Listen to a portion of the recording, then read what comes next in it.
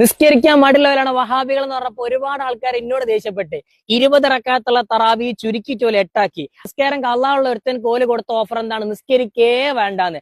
അതൊക്കെ കഴിഞ്ഞിട്ട് ഇപ്പൊ ലേറ്റസ്റ്റ് ഓഫർ വന്നിട്ടുണ്ട്. Buy one get one offer ആണ് കൊടുക്കുന്നത്. പെരുന്നാളിന്റെ അന്ന് ഗിവ് അവേ കൊടുക്കണ വരെയാണ്. കൊടുക്കുന്ന ആളറിയില്ലേ? നമ്മളെ ഫൈസൽക്ക ഓല വലിയ നേതാവാണ്. പറയട്ടെ,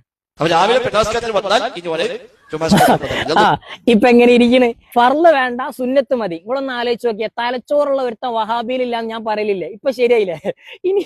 ഇനി അതൊക്കട്ടെ. ഇനി ഇത് ന്യായീകരിക്കാൻ കണ്ടമാന വഹാബി അടിമകൾ വരും. എന്റെ പൊന്നാര ചങ്ങന്മാരെ, ഒന്നിക്ക് നിങ്ങളെ അറബി പഠിക്കുക, അല്ല എങ്കിൽ നിങ്ങൾ തൊള്ള പൂട്ടുക. കാരണം നിങ്ങൾ കൊണ്ടുവരുന്ന ആ ഹദീസ് തന്നെ പച്ചയായിട്ട് പറയുന്നുണ്ട്. അത്രയും ലോങ്ങിൽ നിന്ന് ജുമുഅ പോലും നിർബന്ധമില്ലാത്ത ആളുകളോടാണ് ഈ ഹദീസിൽ കാര്യങ്ങൾ പറയുന്നത്. അത് മനസ്സിലാവണമെന്നുണ്ടെങ്കിൽ അറബി അറിയണം. അറബി അറിയില്ല, കാരണം എന്താ, ഉള്ള സമയം മൊത്തം നിങ്ങൾ മലയാളാക്കിക്കണേ. ഖുത്ബ വരെ മലയാളത്തിലല്ലേ. അപ്പൊ ഈ അറബി എന്ന് കേട്ടാൽ തന്നെ എന്തോ ഒരു അലർജിയുമായാണ് വഹാബികൾക്ക്. അതൊക്കെ പോട്ടെ.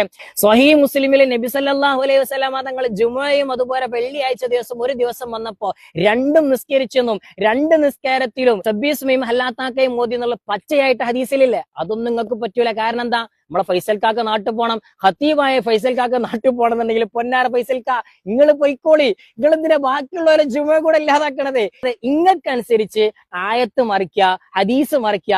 ഇതിന്റെ പേരാണ് പച്ചയായി പറഞ്ഞ വഹാബികൾ എന്ന് പറയുന്നത്. അതുകൊണ്ടാണല്ലോ സലഫി സലഫി പാതിരി വർഗം അറിവി കെട്ടൊരു ബിദഈ കൂട്ടം തട്ടിയിട്ടും മുട്ടിയിട്ടും തെളിവുണ്ടാക്കിയിട്ടെന്തിന് വന്നേ.